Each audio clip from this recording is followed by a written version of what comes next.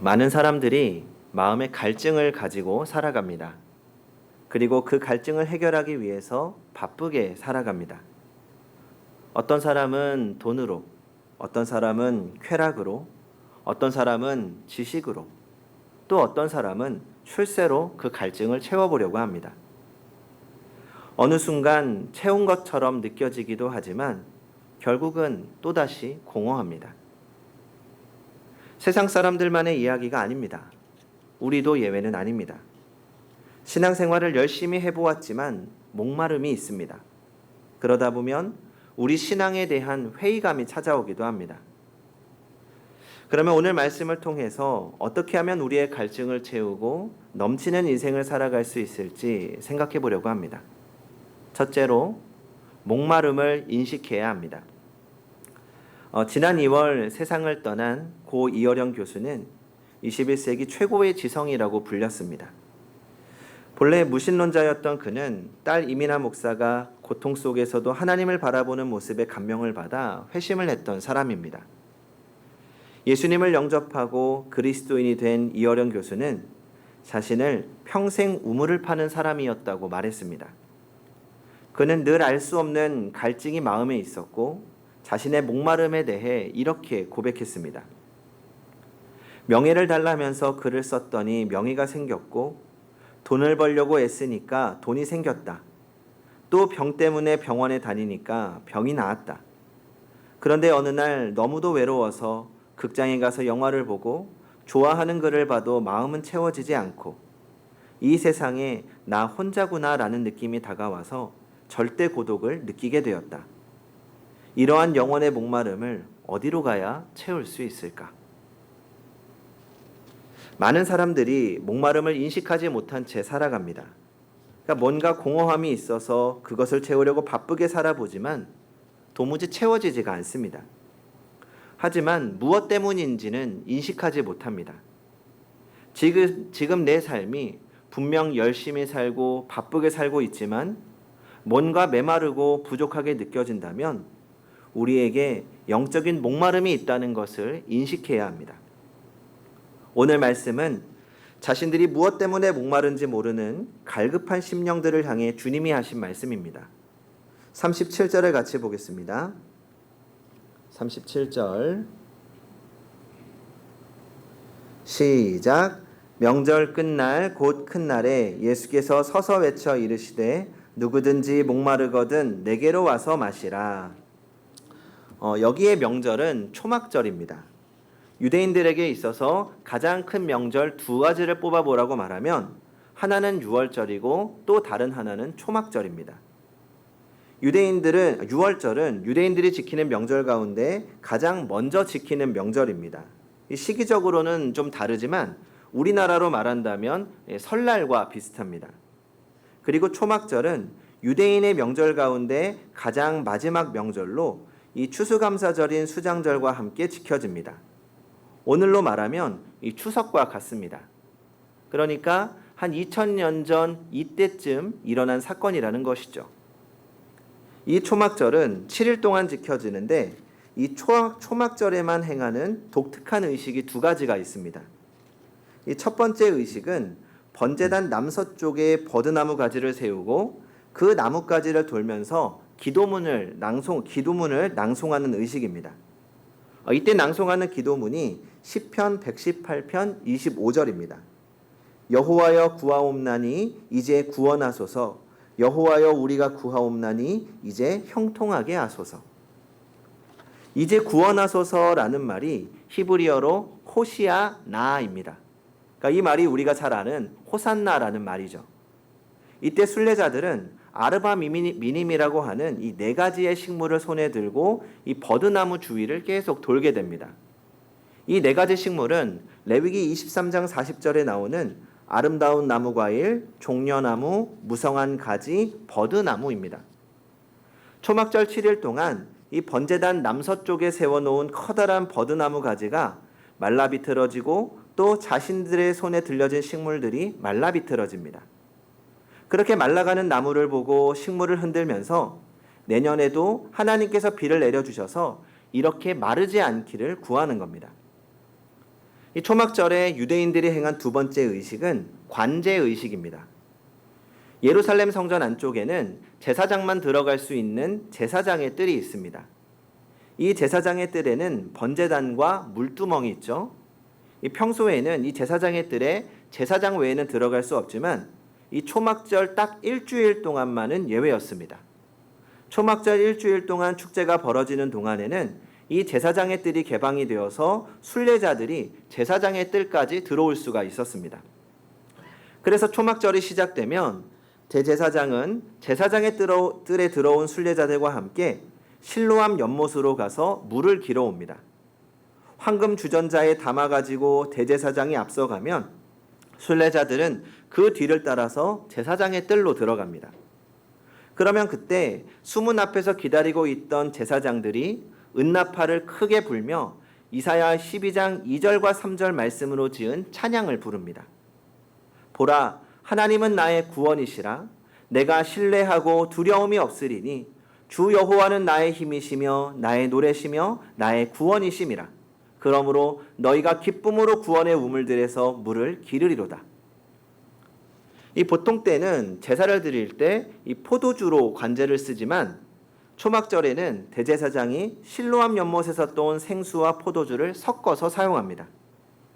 그러니까 초막절에 이렇게 실로암 연못의 물을 사용하는 것은 이제 초막절부터 본격적으로 비를 내리기 시작하는데 이번에도 풍족하게 비를 내려서 내년 농사 잘 지을 수 있도록 축복해달라는 간구의 의미입니다. 그리고 이 초막절의 하이라이트는 마지막 날입니다. 유대인들은 이 초막절 마지막 날을 호산나 라바라고 불렀습니다. 큰 구원의 날이라는 뜻이죠. 이 날에는 큰 소리로 호산나를 외치면서 대제사장을 따라 버드나무와 번제단 주위를 7바퀴를 돕니다. 그렇게 7바퀴를 돌고 나서 제사장들이 은나팔을 불며 찬양하는 소리 가운데 각자 손에 들고 있던 버드나무 가지를 이 바닥에 내치며 가지를 부숴버립니다. 초막절이 시작할 때는 분명히 싱싱했던 버드나무 가지들이 7일이 지나면서 바싹 말라 으깨기 아주 좋은 상태가 됩니다. 이렇게 손에 들고 있던 버드나무 가지를 부숨으로써 자기들의 죄가 다 으깨어진다고 생각한 겁니다. 지금도 초막절 마지막 날 통곡의 벽 앞에는 수많은 유대인들이 버드나무 가지를 바닥에 치는 소리와 으깨고 남은 버드나무 가지들로 완전히 아수라장이 된다고 합니다. 이런 때 어지간해서는 사람의 소리가 들리지 않습니다. 그러니 예수님께서 큰 소리로 외치실 수밖에 없었습니다. 그러면 왜 그런 어수선한 분위기에서 예수님은 큰 소리로 이렇게 외쳐야 했을까요? 본래 초막절은 하나님께서 애굽에서 구출해 주신 것을 기억하며 감사드리는 절기입니다. 그런데 시간이 지나면서 초막절은 기우제로서의 성격이 더욱 강해졌습니다. 하나님이 비를 내려주셔서 농사만 풍년이 되면 모든 것이 해결될 것처럼 간절한 마음으로 기우제를 드린 것입니다. 그런 사람들에게 예수님은 하나님의 은총이 바로 여기에 있다 외치신 겁니다. 바꾸어 말하면 현실의 문제로 목마름을 호소하는 이들에게 영적인 목마름을 먼저 채워야 한다고 말씀하시는 겁니다. 성도 여러분, 지금 내 삶이 뭔가 메마르고 부족하게 느껴진다면 우리에게 영적인 목마름이 있음을 깨달아야 합니다. 거기서부터 우리의 체험이 시작될 수 있습니다. 물론 우리가 목마르다는 것을 깨닫다고 모든 것이 해결되어지는 건 아닙니다. 둘째로 예수를 만나야 합니다. 우리가 흔히 착각하는 것이 있다면 종교 생활과 예수님과의 만남이 같다고 생각하는 겁니다. 어떤 사람들은 종교를 통해서 목마름을 채우려고 하는 사람들이 있습니다. 방향은 맞을 수 있습니다. 그래서 열심히 봉사도 하고 열심히 예배드리고 열심히 찬송하기도 합니다. 그러면 뭔가 만족이 있을 거라고 생각하기 때문입니다. 그러나 단순하게 종교나 그 어떤 종교적인 열심으로는 그 텅 빈 마음을 채울 수 없습니다. 교회 생활을 열심히 했지만 여전히 목마른 이들이 있습니다. 왜요? 예수님과의 만남이 없는 신앙생활을 하기 때문입니다. 이어령 교수는 딸인 고 이민아 목사 때문에 세례를 받았지만 이민하 목사처럼 절대적인 신앙의 삶을 살 수는 없다고 생각했습니다. 항상 신앙의 문턱에서라는 생각을 갖고 있었고 문턱을 절대 넘어가지 않았습니다. 신앙생활이 아닌 종교생활로 시작한 것이죠. 그러다 예수를 만나게 되었고 그때 진정한 회심과 영적 충만함을 경험하게 되었다고 합니다. 고 이어령 교수가 회심의 순간에 지은 시입니다. 당신을 부르기 전에는 아무 소리도 들리지 않았습니다. 당신을 부르기 전에는 아무 모습도 보이지 않았습니다. 하지만 이제 아닙니다.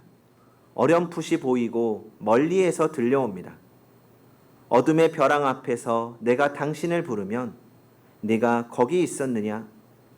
내가 그동안 거기 있었느냐고 물으시는 목소리가 들립니다. 달빛처럼 내민 당신의 손은 왜 그렇게도 야위셨습니까? 못자국의 아픔이 아직도 남으셨나이까? 도마처럼 나도 그 상처를 조금 만져볼 수 있게 하소서. 그리고 혹시 내 눈물방울이 그 위에 떨어질지라도 용서하소서. 더는 걱정하지 마옵소서. 그냥 당신의 야윈 손을 잡고 내 몇 방울의 차가운 눈물을 뿌리게 하소서. 성도 여러분, 우리는 그분의 피조물이기 때문에 그분 없이는 절대로 만족함을 얻을 수 없습니다. 오늘 주님께서도 말씀하십니다. 누구든지 목마르거든 내게로 와서 마시라. 예수님을 만나시기 바랍니다. 예수님과 함께 하시기 바랍니다. 그때 우리는 주님으로부터 완전한 체험을 경험하게 될 것입니다. 혹 아직 주님을 만나지 못하셨다면 예배드리고 기도도 하지만 여전히 목마름 가운데 있다면 주님을 만나시기 바랍니다. 우리를 부르시는 주님의 음성을 듣고 주님 하고 응답하시기 바랍니다. 셋째로 성령의 충만함을 구해야 합니다. 38절을 같이 보겠습니다. 38절 시작. 나를 믿는 자는 성경의 이름과 같이 그 배에서 생수의 강이 흘러나오리라 하시니, 예수님은 목마른 영혼들에게 생수의 강을 흐르게 해주시겠다고 말씀하십니다. 여기서 생수의 강은 에스겔서 47장에 나오는 환상을 연상하게 하는 말씀입니다. 에스겔서 47장을 보면 성전이 회복되는 환상을 볼 수 있습니다. 성전 문지방에서 흘러나온 물은 환상을 체험하는 사람의 발목을 적시고 나중에 무릎이 잠기고 이어서 허리까지 채우더니 마침내 온몸이 잠겨 그는 이 강을 헤엄치게 됩니다. 성전을 잠근 이 생명의 강수는 주변의 모든 이웃과 열방에 흘러가며 온 세상을 살리는 강수가 됩니다. 강물이 닿는 곳마다 생명의 역사가 일어납니다. 죽었던 땅이 회복되고 메말라 죽어가던 나무들이 되살아나 사시사철 열매를 맺습니다. 어쩌면 예수님께서는 지금 이 환상이 곧 이루어질 것이라고 말씀하고 계시는 겁니다. 그렇다면 이 생수의 강이 무엇입니까? 39절에서 이렇게 해석합니다. 이는 그를 믿는 자들이 받을 성령을 가리켜 말씀하신 것이라. 성령이 임하시면 텅 빈 우리가 가득 채워지고 성령의 은혜가 흘러 우리가 서 있는 곳마다, 우리가 가는 곳마다 생명의 역사가 나타난다는 것입니다. 우리가 예수님을 처음 만나고 나면 세상 무엇과도 바꿀 수 없는 충만함을 경험하게 됩니다. 그때의 감격은 정말 말로 할 수가 없죠. 제가 만약에 여기에서 예수님을 만나고 그런 충만함을 경험한 분 계십니까? 라고 묻는다면 꽤 많은 분들이 네 하고 손을 드실 수 있을 겁니다. 하지만 지금도 그런 마음이십니까? 라고 묻는다면 또 많은 분들이 대답하기 어려우실 겁니다. 여기에 더해서 그 마음을 회복하고 더 깊어지기 위해 어떤 노력을 하고 계십니까? 라고 묻는다면 그 대답은 더욱 어려워질 것입니다. 우리의 목마름은 예수님을 한 번 만났다고 완전히 해결되어지는 것이 아닙니다. 목마를 때 물 한 번 실컷 마셨다고 평생의 갈증이 해결되는 것은 아니죠. 우리는 끊임없이 마르지 않는 생수를 공급받은 것이지 그것을 마시는 것은 우리가 해야 할 일입니다. 우리가 그 강에 잠기는 것은 우리가 해야 할 일입니다. 그래서 우리는 끊임없이 성령 충만을 구하고 또 간절히 구해야 합니다. 제가 아이들과 차로 이동할 때 신경 써야 할 부분이 있다면 물을 미리 준비하는 것입니다. 분명히 출발하기 전에 물을 마셨는데 조금만 지나면 어김없이 뒤에서 소리가 들립니다. 아빠 목말라, 엄마 목말라, 물. 이 어린아이들이라서 이 갈증을 더 쉽게 느끼는 것인지 모르겠지만 이때 물이 없으면 큰일이 납니다. 아이들은 갈증을 참기 힘들어하기 때문이죠. 집에 도착해서 조금만 기다리면 물을 준다고 해도 소용이 없습니다. 계속해서 목말라, 물, 주문처럼 들려옵니다. 그러면 마음이 불안해지죠. 어떻게 해야지? 아이들 빨리 물을 해결해 줘야 되는데, 그러다 집이 너무 멀다면 가까운 편의점이라도 들려서 마실 것을 주어야 합니다. 자녀가 목말라 힘들어하는 것을 지켜볼 수 없는 것이 부모의 마음입니다. 우리도 우리의 목마름을 아버지 되시는 하나님께 고백해야 합니다. 주님이 아니면 나를 채울 수 없다고, 주님이 아니면 나는 숨 쉴 수 없다고 주님의 이름을 부르며 간절히 기도해야 합니다. 그러면 주님께서 우리의 기도를 들으시고 우리의 갈급함을 아시고 은혜로 우리를 채워주실 것입니다. 그리고 그때에서야 우리는 주님이 채우시는 그 충만함으로 살아가게 됩니다. 성도 여러분, 성령으로 충만한 사람은 부유하지 않아도 부유하게 살아갈 수 있습니다. 성령으로 충만한 사람은 자랑할 만한 것이 없어 보여도 어느 누구에게도 꿀리지 않는 당당함으로 살아갈 수 있습니다. 성령으로 충만한 사람은 많이 배우지 못했어도 자신이 초라하다고 생각하지 않습니다. 오히려 그런 나를 사랑하시고 그런 나를 구원하신 하나님의 이름을 높이며 살아갑니다. 성령으로 충만한 사람은 나는 쓸모없는 사람이라고 자괴하지 않습니다. 그런 나를 사랑하시는 하나님이 계심을 알기 때문입니다. 주님은 오늘도 세상의 소란스러움 속에서 주의 음성을 듣지 못하는 우리를 향해 외치고 계십니다. 누구든지 목마르거든 내게로 와서 마시라. 나를 믿는 자는 성경의 이름과 같이 그 배에서 생수의 강이 흘러나리라. 이제 주의 음성을 들으시기 바랍니다. 세상의 소리가 아닌 주님의 소리에 귀를 기울이고 주님이 주시는 성령의 은혜로 충만하여 참 만족 가운데 살아가는 성도님들이 되시기 바랍니다. 기도하겠습니다.